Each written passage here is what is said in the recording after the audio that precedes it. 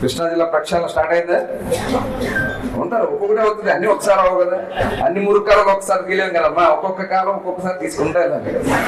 ఒకటి అయిపోయింది, ఒక మురుక్కాలు తీసాం, మా ఊడికి ఆవేశం వస్తుంది బందరోడికి, వాడు వచ్చి నాది పీక్కుంటా అంటా ఉన్నాడు. అది వస్తుంది, వాళ్ళు అర్థం కావట్లే. నిన్న కూడా నన్ను ఎప్పుడు అరెస్ట్ చేస్తారా అనే టెన్షన్తో, ఆ ఫ్రస్ట్రేషన్తో మాట్లాడుతా ఉన్నారు. పక్కన ఆడ మనిషి ఉందని కూడా ఇంగిత జ్ఞానం కూడా లేదు. సొంత భార్యనేమో బియ్యంలో ఎరికిచ్చాడు, మావిని తీసుకెళ్ళినట్టుగా కూర్చున్నాడు.